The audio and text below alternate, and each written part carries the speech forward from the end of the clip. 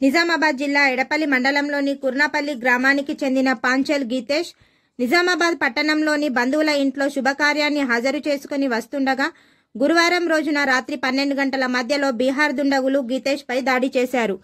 ఇంటికి వెళ్తుండగా కొత్తపేట శివారు నిజాం సాగర్ కెనాల్ వద్ద రైస్ మిల్లులో పనిచేస్తున్న బీహార్కు చెందిన 3 వ్యక్తులు గీతేష్ ను రోడ్డుపై అడ్డుకొని దాడికి దిగారు.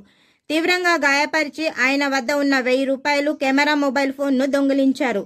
నిజామాబాద్ రూరల్ పోలీసులు దొంగలను అదుపులోకి తీసుకొని వారిపై కేసు నమోదు చేసి దర్యాప్తు చేస్తున్నారు.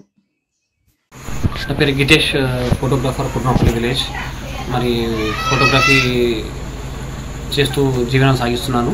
నా జీవనంలో భాగంగా 19th రోజు నిజామాబాద్లో హల్దీ ప్రోగ్రామ్ కంప్లీట్ చేసుకొని ఫోటోగ్రఫీ చేస్తూ రిటర్న్ వస్తున్నప్పుడు సుమారుగా రాత్రి 12:30 12:30 టైంలో మరి గండి నుంచి వచ్చేటప్పుడు ఈ మల్కాపూర్ తాండా దాటిన తర్వాత గుర్తు తెలియని దుండగులు అకస్మాత్తుగా ఆ రైస్ మిల్లులో పనిచేసేటువంటి దుండగులు అకస్మాత్తుగా నాపై దాడి చేసి నన్ను చాలా తీవ్రంగా గాయపరిచి నా దగ్గర ఉన్నటువంటి కెమెరా, సెల్ ఫోను, నగదు ఇవన్నీ